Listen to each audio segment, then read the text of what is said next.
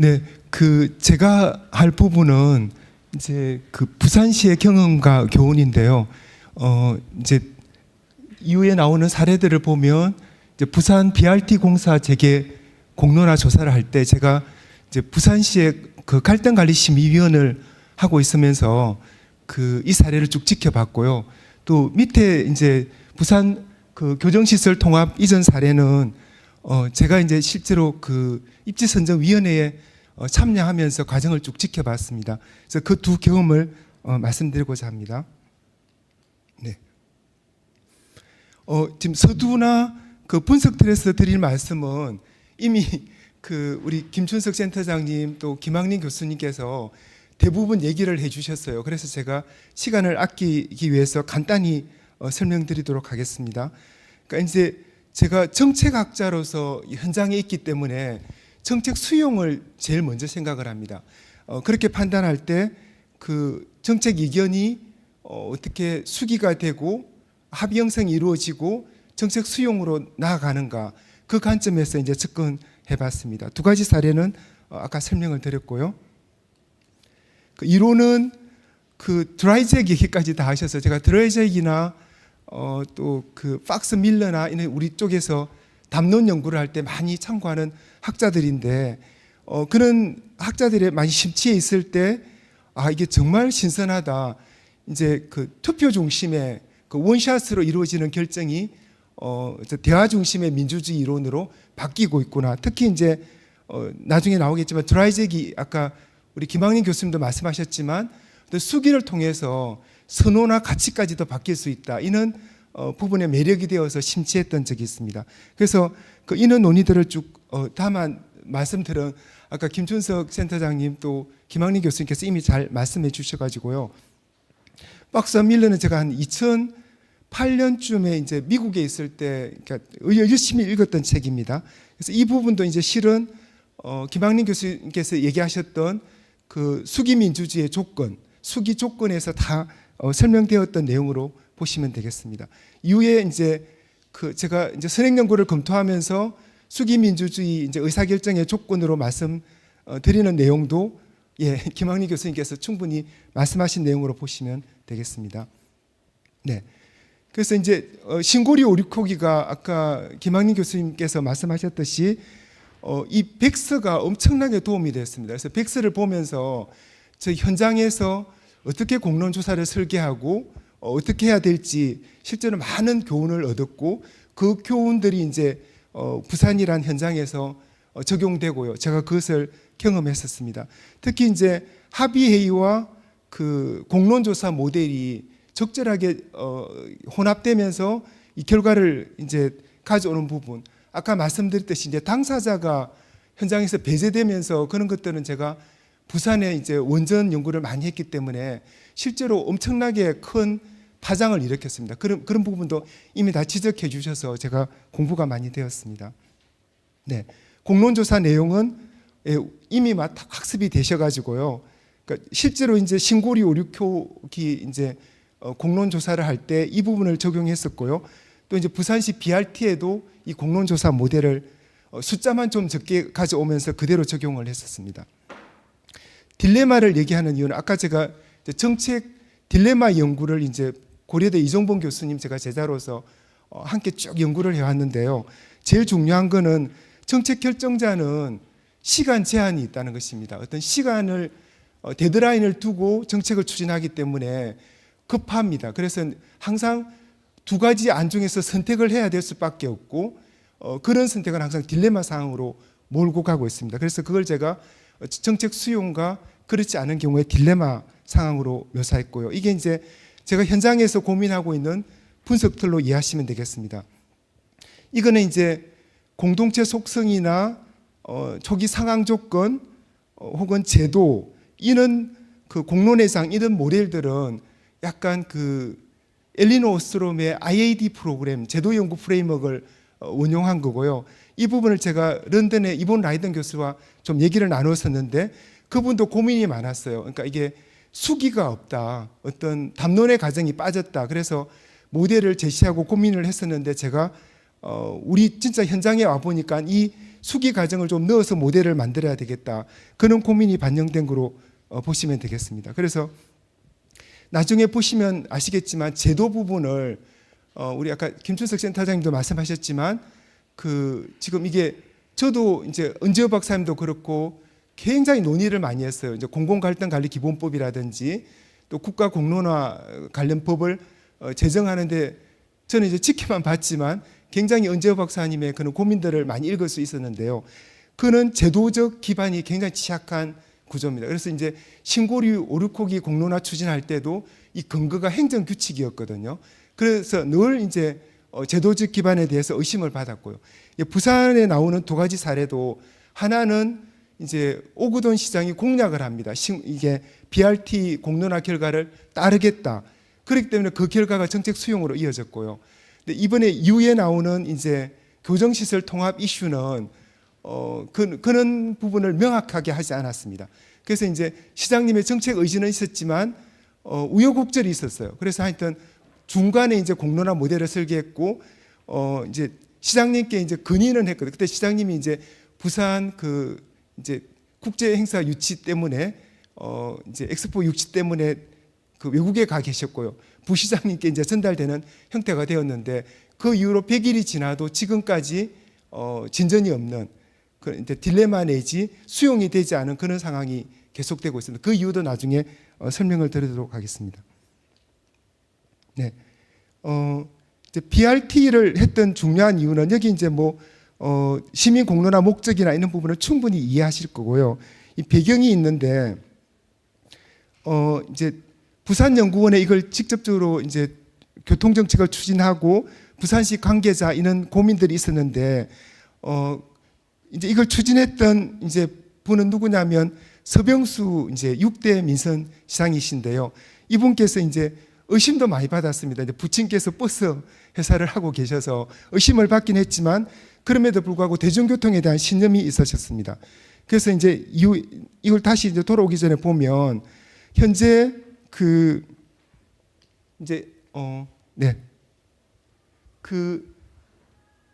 검은색으로 되어 있는 내성에서 잘 안 보이실 거예요. 동대기인데 오른쪽 부분은 이제 해운대 쪽이고요.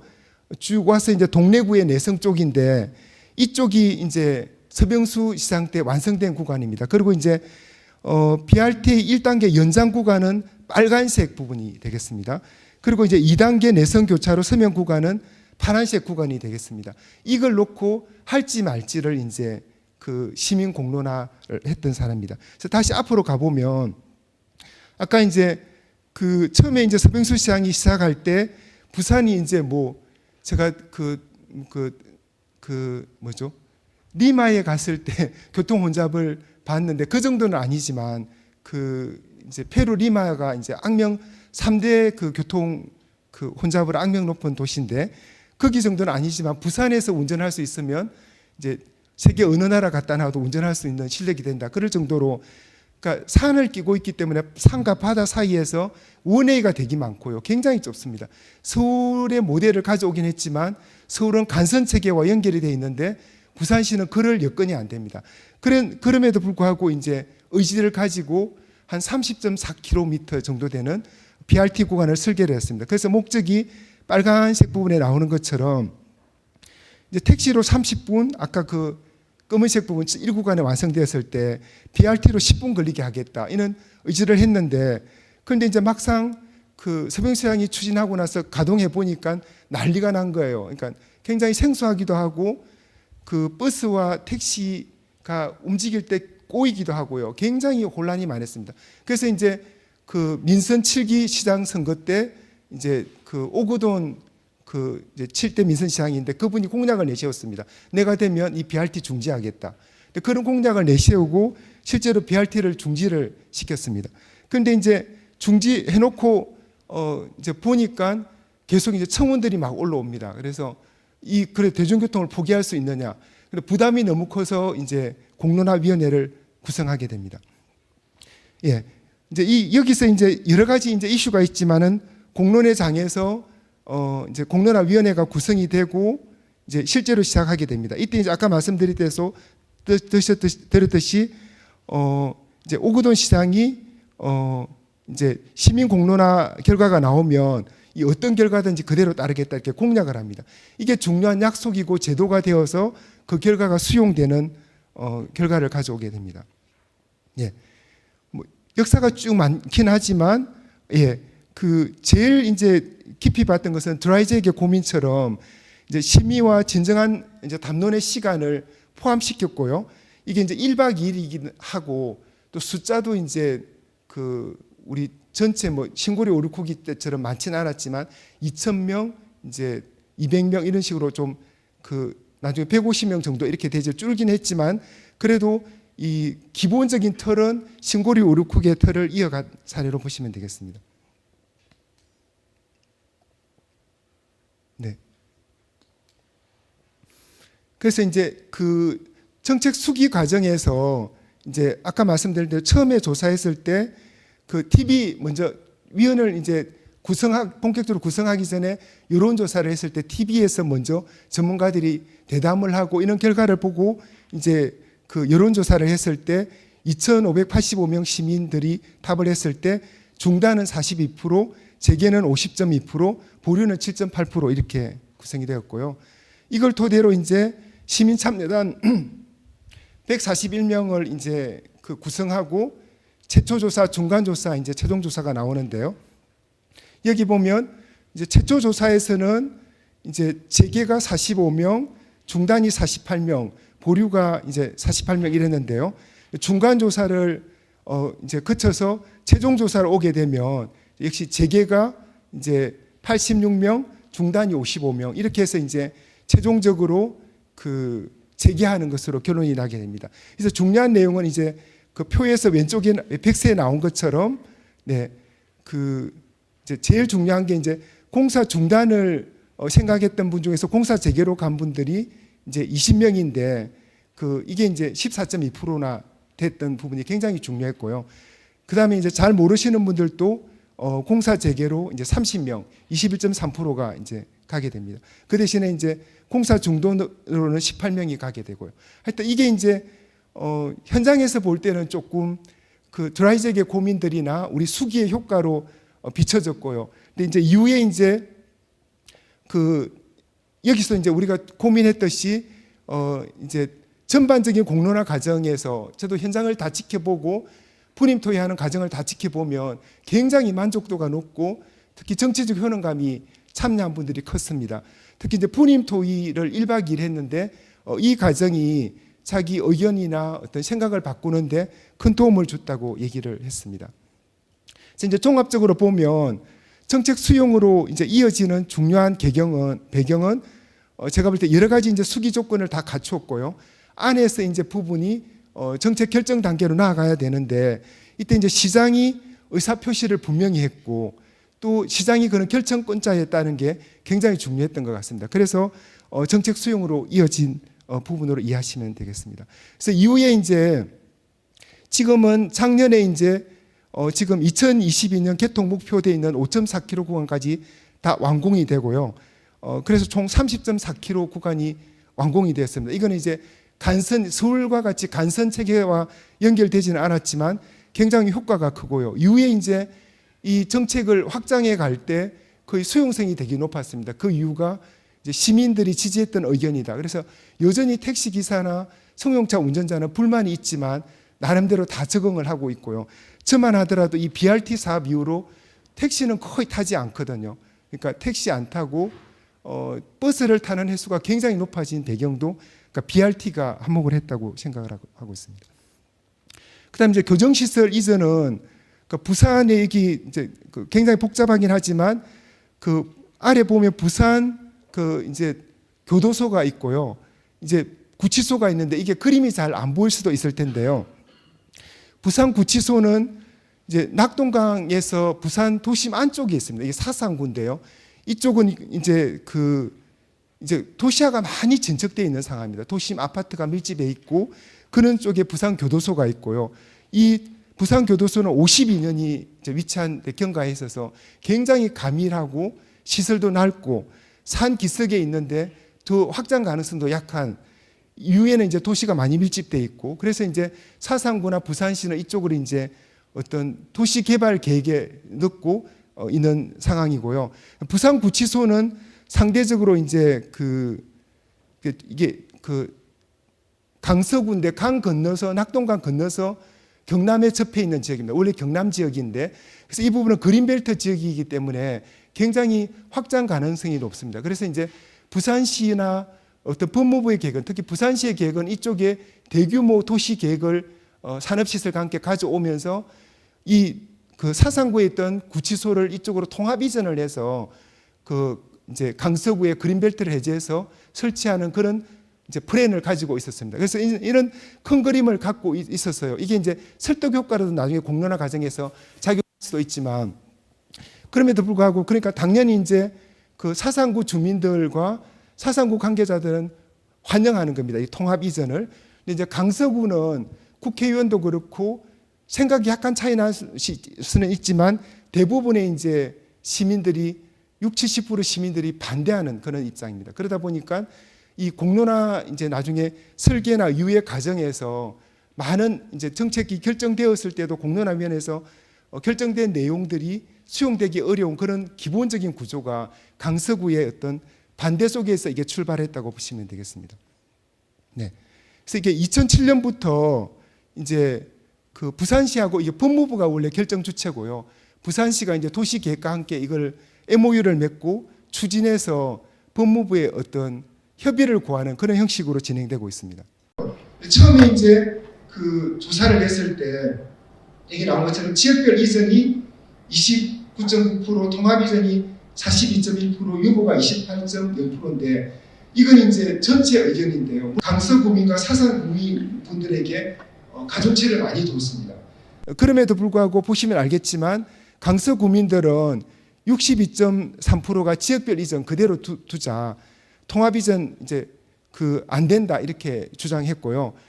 반면에 이제 사상구민들은 63.8%가 통합 이전을 주장한 걸 알 수가 있습니다. 그래서 이제 특히 사상구민의 이런 의지가 이제 나중에 우리가 공론조사를 설계하더라도 위에 굉장히 쉽지 않겠다 그런 이제 인상을 갖게 됐습니다. 그래서 이제 그 수기 과정을 똑같이 이제 여론조사 거치고 145명 이제 수기 과정을 거쳤는데 이건 하루만을 했습니다. 여러 가지 이제 비용 문제가 있어가지고요. 그 결과를 보면 이제 의견 변화가 많이 이제 나타나는 걸 알 수가 있습니다. 특히 이제 유보 의견에서 그 28명 이제 그 58.3%가 강서군의 통합 이전으로 가고요. 근데 이제 양쪽 다 이제 의견 기회를 가지게 됐고요. 결국 이제 55.9% 대 44.1%로 강서군의 통합 이전이 결정이 되고 이제 기자회견을 하고 그다음에 이 기자회견의 결과를 시장님께 그 당시 시장님께서 없으셨기 때문에 부시장에게 전달하는 그런 절차를 거쳤습니다. 여기서도 역시 이제 제가 그 과정들을 다 지켜봤는데 참여단의 그런 정치적 효능감이 되게 컸었고요. 굉장히 또 전문가들 의견 듣고 분임 토의하고 자기 의견 개진하고 이러면서 굉장히 그 수기 효과를 느끼는 걸 알 수가 있었습니다. 그런데 이제 그 제가 정책학자로서 볼 때 이런 수기 과정이 처음에 전체 정책 과정의 설계 이게 그 정책 딜레마에 빠지지 않고 수용될 수 있는 설계를 하는 것이 굉장히 중요하다. 특히 이제 지자체 같은 수준에서 결정을 할 때는 굉장히 신중해야 된다. 그런 생각을 많이 하게 됐고요. 근데 이제 아까 말씀드렸듯이 제도에서 빨간색 나온 것처럼 최종 결정권자가 법무부 장관이고 또 굉장히 중요한 당사자 강서구 구청장도 반대하고 특히 강서구 지역구 의원들은 시청에 와서 계속 반대 데모를 했었고요. 그러니까 특히 이제 지역구 의원이 이제 김도읍 의원이 이제 국힘인데 그분도 이제 반대하는 입장이고 그렇기 때문에 굉장히 이 그 결과를 이제 정책 수용으로 가기는 쉽지 않았다 그런 말씀을 드리겠습니다. 그래서 이제 정책 딜레마를 하게 되면 공론조사가 아까처럼 두 얼굴인데 굉장히 이제 우리 참여 민주주의에 또 시민의 정치적 효능감을 가져올 수 있는 굉장히 중요한 수단이지만 양면성이 있다. 그 부분은 이제 우리 김춘석 센터장님 또 김학린 교수님 또 우리 정우현 선생님 잘 분석해 주셔서 참고하겠고요. 그래서 이제 지금 또 한 단계 더 나아가서 또 공론화위원회를 하나 만든 게 있습니다. 최근에 이제 부산과 경남이 이제 통합하는 그런 행정통합 공론화위원회를 꾸렸거든요. 그러니까 그 11월 8일에 이제 꾸렸는데 여기서는 이제 그는 고민이 있습니다. 이 공론화 조사 결과를 바로 결정하지는 않고 주민투표에 붙이겠다. 그렇게 해서 최종 결정을 어떻게 할지를 이미 밝히고 정책 과정 전체 프로세스를 두고 이제 가고 있습니다. 그래서 이제 이후에 나오는 이제 대표성의 딜레마라든지 이 부분은 이제 저 이제 따로 얘기 나눈 건 아닌데 김학린 그 교수님께서 이미 다 말씀을 해주셔가지고요. 특히 당사자 대표나 배제나 이런 부분들은 지금 강서구민 아까처럼 이제 그 배제가 되었을 때 오히려 강서구청장이 이거를 공론화를 하고 설계를 해서 내가 이 결과를 따르겠다 그렇게 하면 이 결정이 될 수 있지만 그러지 않은 상황에서 당사자가 배제되고 이렇게 결정으로 갈 때는 신고리 오르크기 때문에 아까처럼 절묘한 어떻게 럭키한 면이 있었지만은 굉장히 쉽지가 않다 이런 생각을 하게 되었습니다. 그리고 이제 아까 말씀드렸듯이 그 신고리 오르코기 때 부울경 당사자가 직접적으로 배제된 부분에서 엄청나게 심한 반발이 있었고요. 특히 이제 그 원전에 대한 정책이 갑자기 거기에 처음부터 아닌데 나중에 설계에 이제 조사에 끼어들면서 엄청나게 지역에서 부울경에서는 심한 학자들 사이에도 논란이 많이 있었습니다. 네. 그리고 이제 시민들에게 책임 전가를 하려는 부분, 또 이제 당사자가 이제 결정을 해놓고 아까처럼 이제 군이나 이런 것처럼 이제 설득 효과를 이제 가져올 수 있는 그런 부분이 있기 때문에 굉장히 신중해야 된다 그런 생각이 들고요. 근데 이제 질문들이 이제 그럼 어떤 정책에 이런 걸 써야 될 건가? 정책 과정을 전반적으로 설계하면서 정책이 이제 배분 정책도 있고 규제 정책도 있고 구성 정책도 있고 그런데요. 지금은 보면 SOC라든지 국가 정책을 설계하는 구성 정책이라든지 뭐 이런 부분에 대해서 지금 그 공론화가 많이 이루어지고 있는 것 같아요. 그래서 이제 굉장히 중요한 질문이 지금 제기되고 있는데 어떤 정책 유형에 대해서 또 어떤 목적을 가지고 이 공론화를 할 것인가 이런 부분에 대해서 후속 연구가 많이 진행돼야 되겠다는 생각을 하게 됐습니다. 이상으로 발표 마치겠습니다.